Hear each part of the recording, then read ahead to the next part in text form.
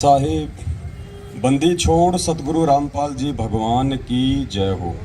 परम पिता परमात्मा सारी सृष्टि के रचनहार कुल मालिक असंख्य ब्रह्मांडों के स्वामी जगत गुरु तीनों लोकों में प्रवेश करके सबका भरण पोषण करने वाले संत शिरोमणि सतगुरु रामपाल जी परमेश्वर जी के चरण कमल में हम सभी सत्सेवक भाई बहनों का कोटि कोटि दंडवत प्रणाम। आप सभी भाई बहनों का सुबह का नित्य नियम हो गया? सबका हो गया क्या? कोई है जिसका नहीं हुआ नित्य नियम? सबका हो गया। अब देखो, सबसे पहले उठते ही हमने क्या करना है अपने आध्यात्मिक जीवन में। साथ संगति में आए हो तो कुछ सीख के जाना, अपने परिवार को सिखाना, जो भगत भाई बहन आपके संपर्क में आते हैं उनको सिखाना यदि उनको नहीं पता है तो। चाहे वो 10 साल पुराना भगत हो, चाहे वो 20 साल पुराना भगत हो, चाहे आपका कोई कोऑर्डिनेटर हो, चाहे नामदान संचालक हो। अगर आप कभी उनके संपर्क में आते हो, आपको यदि कभी उनके घर पे जाने का मौका मिले या कभी वो आपके घर पे आवे, तो हमने देखना है कि वो अपनी क्या आध्यात्मिक क्रियाएं करते हैं। अगर कोई भाई सही तरीके से अपने आध्यात्मिक क्रिया नहीं कर रहा है तो हमारा फर्ज बनता है उसको समझाने का। सबसे पहले हमने अपने परमपिता परमात्मा ने हमें जो नित्य नियम दिया है, जिसकी जैसी भी व्यवस्था है, वैसे तो मालिक का रूल है, ये नियम है, सूर्य उदय होने से पहले पहले नित्य नियम समाप्त हो जाना चाहिए। उसके बाद ये दुनिया का भार घोड़ा, ये हाय हाय, ये भागा दौड़, वातावरण में इतना ज़्यादा प्रदूषण, लोगों का शोर शराबा, लोगों के कुशब्द इतने ज़्यादा हो जाते हैं, फिर वातावरण बहुत ज़्यादा भारी हो जाता है। आप देखते हैं ये काड़ लोग की भक्ति में फिक्स 5 बजे लोगों के घंटे बज जाते हैं, फिक्स 5 बजे। ये तो पूर्ण परमात्मा की भक्ति है, ये तो पूरा नियम और विधिवत होनी चाहिए। समय परमात्मा ने हमें बताया हुआ ना, तीनों समय की आरती का। तीनों समय की जो आरती है इनको संध्या आरती कहते हैं। संध्या आरती केवल शाम शाम की आरती को नहीं कहते। परमात्मा ने कहा कि जो सुबह का नित्य नियम है ये भी जो है मतलब संध्या आरती है। दोपहर का असुर निकंदन रमैणी है, वो भी संध्या आरती है, और शाम की भी संध्या आरती है। संध्या का मतलब परमात्मा ने बताया 2 समय का जब मिलन होता है उस समय जो आरती होती है उसको संध्या आरती कहते हैं। तो सुबह की आरती का जो समय है, सतलोक आश्रम बरवाड़ा में फिक्स सुबह 5 बजे आरती शुरू हो जाती थी। यानी 5 बजे वो समय है जिस समय रात का समय जा रहा होता है और सुबह का समय आ रहा होता है।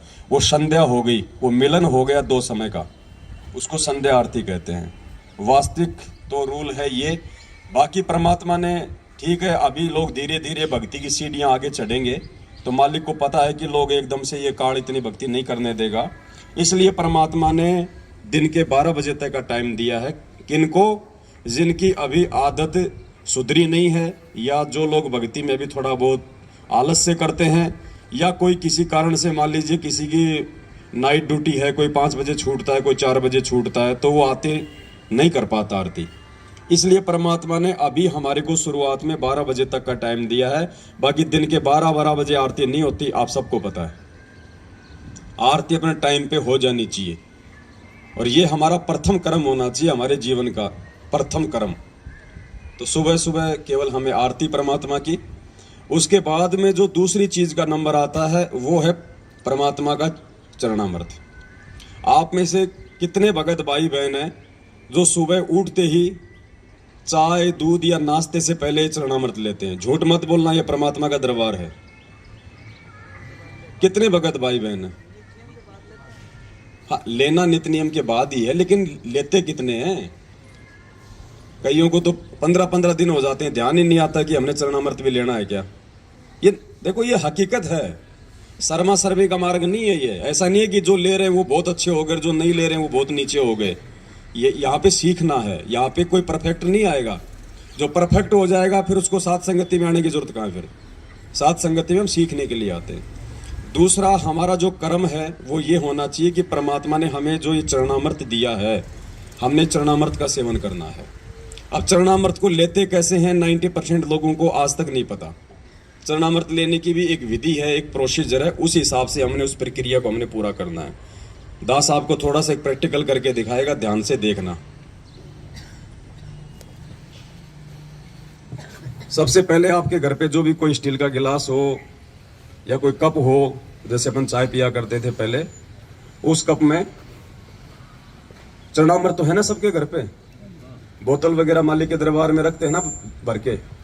तो सबसे पहले तो उस बोतल से जो आपने अपने दरबार में रखा हुआ है उसमें से अपना एक कप जो है चरणामृत का ले लेना है, ऊपर रखिए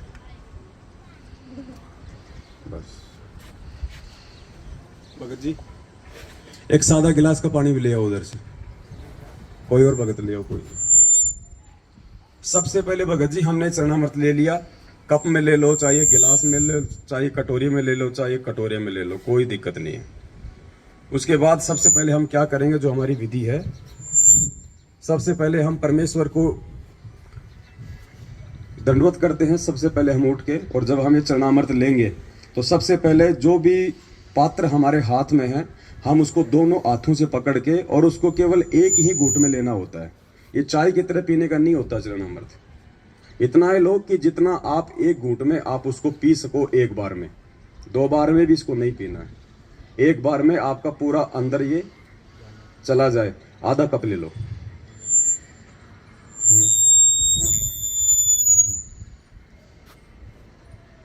उसके बाद में सादा जल लो, थोड़ा सा इसमें डालो और इसको साफ करना है।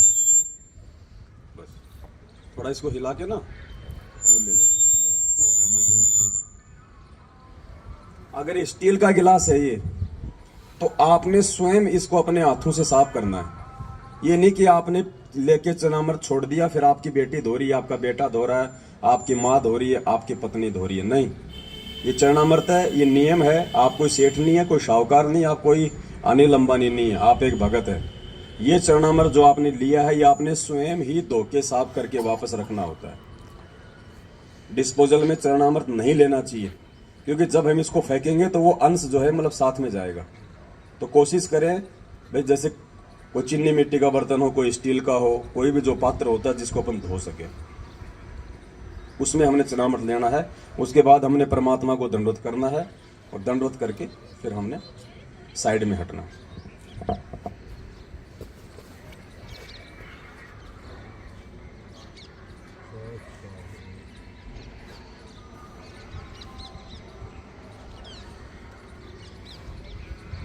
और ये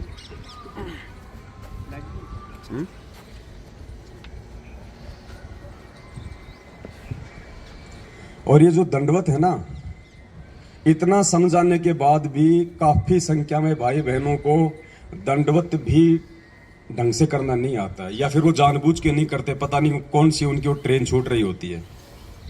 दंडवत तो कम से कम आराम से कर लिया करो, आते लेट जाते सीधा। जबकि परमात्मा ने कह रखा कि दंडवत प्रणाम करने से पहले जमीन पे घुटने टेको, हाथ जोड़ो, मालिक के चरणों की तरफ देखो, कम से कम 2 या 3 मंत्र का जाप करो, जो भी आपको मिला हुआ है, प्रथम नाम, सतनाम, सार नाम। आराम से शांति से नीचे घुटने टेक के पहले मालिक की तरफ देखो, अच्छे से परमात्मा के चरणों के दर्शन करो, 2 या 3 मंत्र का जाप करो, कोई जल्दबाजी नहीं है, ट्रेन नहीं छूट रही। उसके बाद फिर दंडवत प्रणाम करो सीधे बिल्कुल। उसके बाद फिर हमने ऊपर उठना। अब देख रहे हैं दास बिल्कुल आता है, मारता सीधी फेट। वो दंडवत नहीं है भगत जी। परमात्मा कहते हैं जय गोपाल दंडवत करे, पैरों पड़ प्रणाम, असला असल सलाम है, ऐसी कुछ वाणी है परमात्मा की। और दुआ करो दिल पाक। जब तक आप हृदय से दंडवत नहीं करोगे ना, देखा देखी भी नहीं चलेगा कि वो कर रहा तो चलो मैं भी करूंगा, नहीं तो और बाकी लोग क्या कहेंगे। वो दंडवत प्रणाम नहीं है। जब तक आप अपने हृदय से उसको एक यज्ञ मान के नहीं करोगे, उसका कोई फल नहीं है, चाहे आप दिन में 1,00,000 बार दंडवत कर लो। परमात्मा ने तो कह दिया कि अष्ट अंग से दंडवत प्रणामा, संध्या प्रात करे निष्कामा। अगर तुम निष्काम भाव से विधिवत तरीके से अगर सुबह और शाम 2 टाइम भी अगर तुम दंडवत कर लोगे तो भी परमात्मा कहते हैं बहुत है। 50 बार लेटने की आवश्यकता नहीं है, कोई दिखावे का मार्ग नहीं है ये। और जब करो तो उसको विधि से करो, वरना उसका कोई फायदा नहीं है। क्यों फिर अपने घुटने तोड़ रहे हो झुक झुक के। तो यदि आज से पहले कोई भाई यदि चरणामृत नहीं लेता है, या लेता भी है तो वो विधिवत नहीं लेता है, तो भाई ये चीजें ध्यान रख लेना। और कोई भाई ऐसा हो जिसको नहीं पता है इन बातों का, तो फिर हमारी जिम्मेदारी बनती है हम उनको ये चीजें हम समझाएं। और उसके बाद जो भी आपके घर में प्रसाद रूप में जो भी चीज़ आप रखते हो, कोई मिश्री या खांड या फिर वो मखाने वगैरह, वो भी आप जिस चरणामृत के बाद में भी ले सकते हो, या जैसे आपका नित्य नियम समाप्त हुआ उसके बाद थोड़ा थोड़ा सभी को बांट दो, जो भी आपके उपदेशी है। ये चीजें हमने लेनी है क्योंकि ये हमारी भक्ति की खुराक है। ये कोई महीने 2 महीने में या खांसी जुकाम हो जाए उस समय लेने की नहीं है। परमात्मा कहते हैं चरणामृत कदाचित पावे 84 कटे लोक सिंधावे, पेज नंबर 23 नित्य नियम पे लिखा हुआ है चरणामृत के मातम्य में। तो क्यों दिया? वो बोतल में भर के कोई सजाने के लिए थोड़ी दिया परमात्मा ने, कोई मोल थोड़ी आ रहा भगत जी। वो खत्म होने को लगे तो उसमें सादा पानी और डाल दो, बढ़ता रहेगा वो आगे से आगे। ये खुराक ही नहीं खाएंगे तो हमारी भक्ति में रुचि नहीं बनेगी। दूसरा भाई, सात संगतियों का एक नियम है, आज से पहले था या नहीं था, भंडारा उसी आत्मा को मिलेगा जिस आत्मा ने अपने प्रथम नाम की माला पूरी की होगी, नहीं तो भंडारा नहीं मिलेगा। जिस आत्मा ने अपनी प्रथम नाम की माला पूरी नहीं कर रखी होगी उस आत्मा को भंडारा नहीं मिलेगा। पहले माला पूरी करो, उसके बाद उसको भंडारा मिलेगा। ये हमारा प्रथम कर्म है भक्ति। रोटी हमारा प्रथम कर्म नहीं है। अगर हम लोग उस परमेश्वर का नाम लेके अगर हम भंडारा नहीं कर रहे हैं पहले, तो हम लोग अन्न नहीं खा रहे, हम लोग वो पाप खा रहे हैं। तो आज के बाद अपना नियम बना लो, इस परमात्मा की भक्ति से बढ़ के दूसरा कोई काम नहीं है, कोई काम नहीं है दूसरा। आराम से टाइम पे उठोगे तो नित्य नियम भी होंगे, टाइम पे उठोगे तो प्रथम नाम की माला भी होगी आराम से। कोई ज्यादा नहीं है। अब वो समय गया कि हमने चलते फिरते खाते उठते बैठते नहाते धोते, हम कोई अनिल अंबानी नहीं है जो हमारे 250 पेट्रोल पंप चल रहे हैं कि हमने वो संभालना है, हमने वो संभालना। अगर किसी के हैं तो संभालने वाले संभालेंगे, आप अपनी भक्ति को संभाल लेना। नहीं तो जिस दिन वो सबको संभालने वाले ने अगर अनदेखा कर दिया ना, कुछ नहीं बचेगा यहाँ पे। तो ये समय निकालना पड़ेगा भाई, चाहे आप कितने बिजी क्यों ना हो। आपने सुबह सुबह अपनी एक माला प्रथम नाम की करनी पड़ेगी आपने बैठ के। थोड़े दिन तो ये मन रोएगा, ये ढीठ होता है, नहीं मानता। 20 कर लो, 30 कर लो, 50 कर लो, 5-10 मिनट घूम लो, थोड़ा सा इसको रेस्ट दे दो, फिर कर लो बैठ के। भाई ये हमारा ये रूटीन हो जाना चाहिए भगत जी। फिर सतनाम तो जिसको मिला हुआ तो अपना चलता फिरता वो तो भाई वो अपना करते रहो, लेकिन ये प्रथम नाम का ध्यान रखो। आप अपने घर पे भी जिस दिन आपकी प्रथम नाम की माला नहीं होती है और भंडारे का समय हो गया तो आपको मतलब शर्म आ जानी चाहिए। आपको शर्म आनी चाहिए कि मैं ये भोजन नहीं खा रहा, मैं ये पाप खा रहा हूं। इस भक्ति से मिलता है ना यहाँ सब कुछ। परमात्मा ने क्या कहा, कबीरा सब जग निर्धना धनवंता ना कोई, धनवंता सोई जानिए जो राम नाम धन। आज नरेंद्र मोदी भी देश का प्रधानमंत्री है तो केवल इस भक्ति की वजह से है। कभी किसी जन्म में उसने परमात्मा की शरण में रह के भक्ति की हुई है जो आज उसको वो राज मिला हुआ है। ये भक्ति नहीं होती कुछ नहीं मिलता। तो भक्ति से बढ़ के भगत जी कोई कर्म नहीं है। 10-15 दिन तक लगेगा थोड़ा सा ऐसा उबासी आना, आलस से आना, जो है मन ना लगना, तो परमात्मा ने उसका एक ही तरीका बताया। अगर किसी को बुखार हो जाए और अगर बुखार ठीक करना है, ना चाहते हुए भी वो कुनून की गोली खानी पड़ेगी, वो कड़वी गोली आपको खानी पड़ेगी, ना चाहते हुए भी यदि बुखार ठीक करना है तो। और जब खाओगे तो धीरे धीरे आपका जबर ठीक होगा।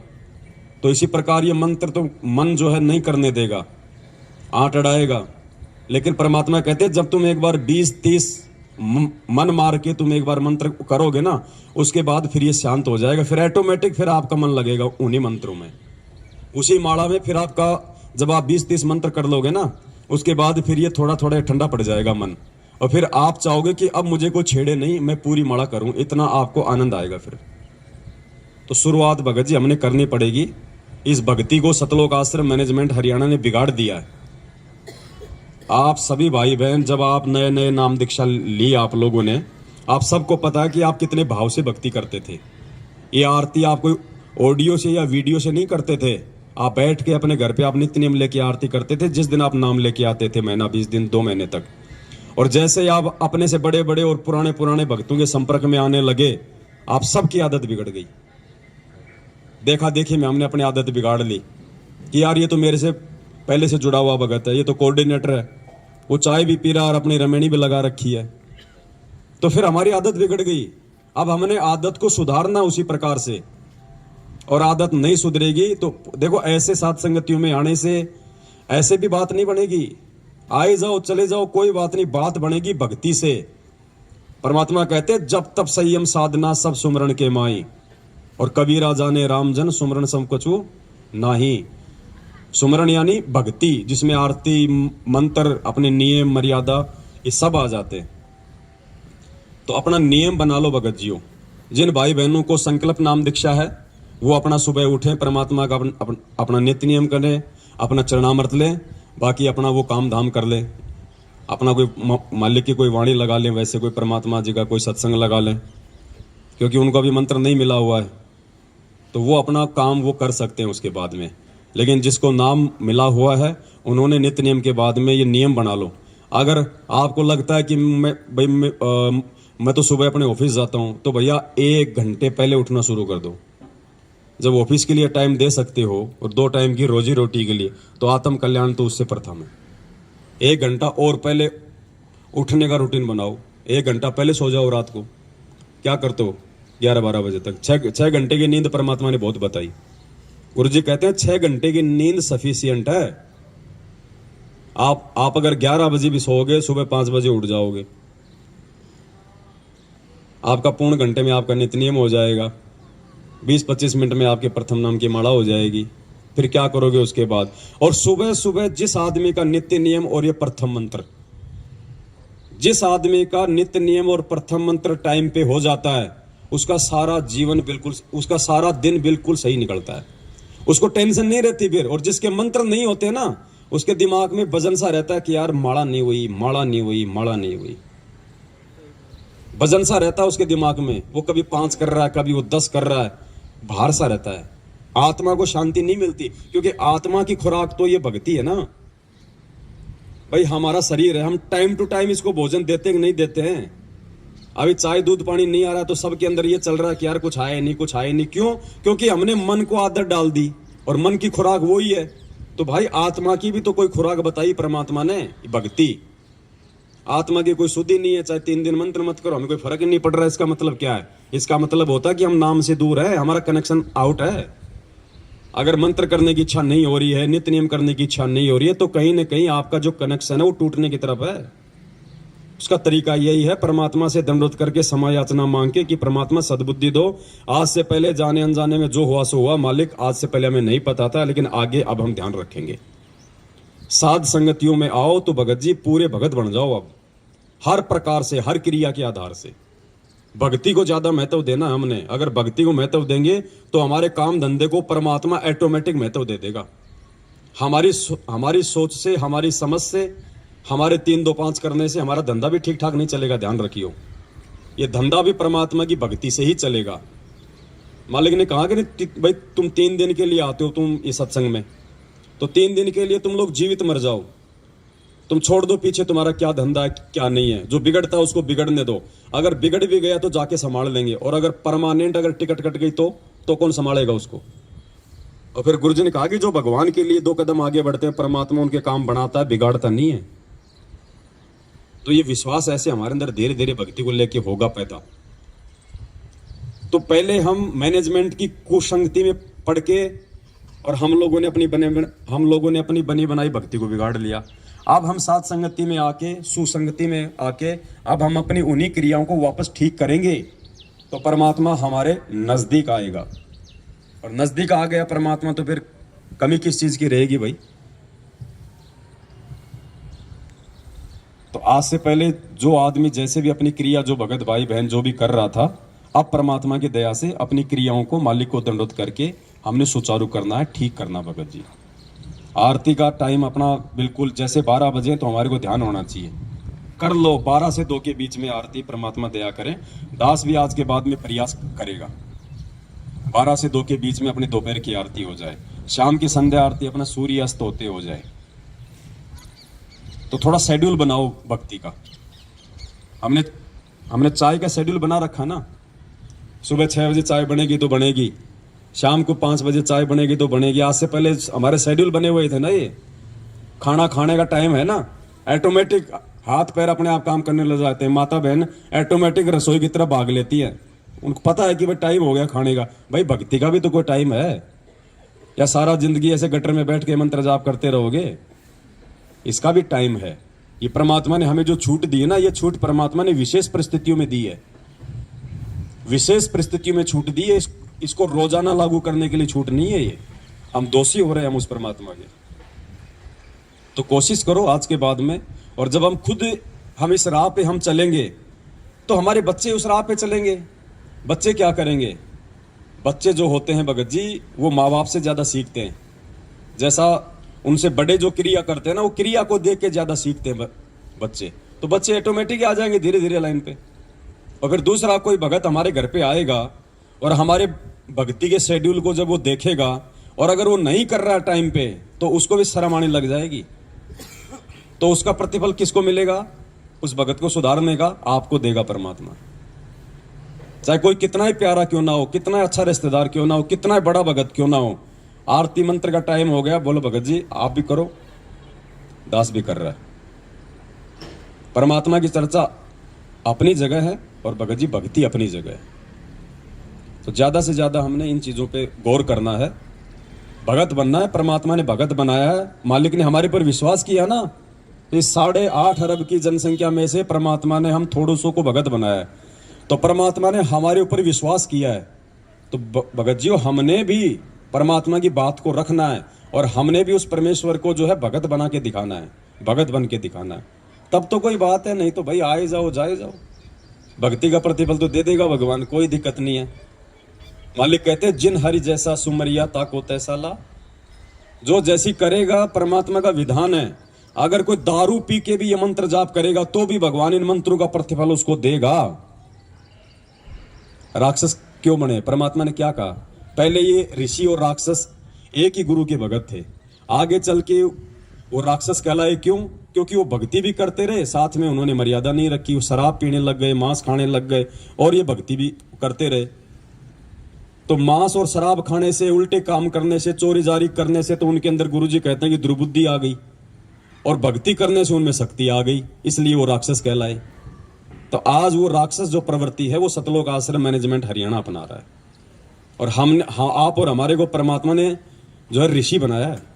उन ऋषियों की वो राक्षस जब वो यज्ञ को जब वो खंड करते थे तो वो लड़ते झगड़ते नहीं थे उनके साथ में, वो परमात्मा से ही प्रार्थना किया करते थे। तो आज वो स्थिति आप और हमारे साथ में हो रही है। हमारी साथ संगतियों को, हमारे धार्मिक जो यज्ञ हम करते हैं पांचों यहाँ पे, इनको ये लोग नहीं करने दे रहे ना। आज हमारे गुरु भाई है, लेकिन ये राक्षस प्रवृत्ति में आ गए, क्योंकि ये मर्यादा में नहीं रहे, ये गुरु वचन में नहीं रहे। भक्ति वो भी कर रहे हैं, तो भक्ति से उनमें शक्ति आ रही है, और ये मर्यादा तोड़ने से उनके अंदर दुर्बुद्धि पैदा हो रही है। तो वो राक्षस प्रवृत्ति में आ चुका है ये मैनेजमेंट। लेकिन आप और हम उस परमेश्वर के विधान में है, परमात्मा की मर्यादा में है। आप और हम ऋषि प्रवृत्ति में है। तो भगत जी संत ना छोड़े संतता, चाहे कोटिक मिले या संत।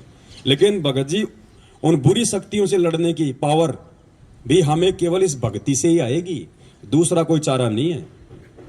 गुरु जी ने क्या कहा कि विष्णु जी ने क्या कहा कि अगर मुझे थोड़ा बहुत समय मिलता है तो मैं लक्ष्मी जी के साथ में बैठ के अपना सुख शांति से थोड़ा समय बिताता हूं, अन्यथा मैं तप कर करके और शक्ति प्राप्त करता हूं और राक्षसों से मैं युद्ध करता हूं। तो विष्णु जी को भी वो भक्ति से शक्ति आती है, वो राक्षसों से लड़ने की, बुराइयों से लड़ने की। तो आप और हमें भी भगत जी भक्ति से ही आगे बढ़ने की प्रेरणा मिलेगी, नहीं तो हम ढह जाएंगे। हमारे अंदर कुछ विशेष नहीं है, हमारे अंदर कुछ विशेष नहीं है सिवाय इस परमात्मा की भक्ति के। भक्ति है तो हम हैं, नहीं तो हमारा कोई अस्तित्व नहीं है। और एक बार इस परमात्मा ने अगर नाराज होकर अगर ठोकर मार दी, धरती पे कोई संभालने वाला नहीं है। दोस्त भी तुम्हारा दुश्मन हो जाएगा अगर भगवान ने अगर हाथ छोड़ दिया तो। और भगवान हाथ छोड़ता है जो आदमी उसके द्वारा दी गई उस भक्ति की लाज नहीं रखता है, जो टाइम से जो भक्ति नहीं करता है। तो आज के बाद हम सभी भाई बहनों ने ये बरकस ये प्रयास करना है कि हम उस परमेश्वर को अब और ज्यादा हम दुखी ना करें। सतगुरु रामपाल जी भगवान की जय हो। सत साहिब।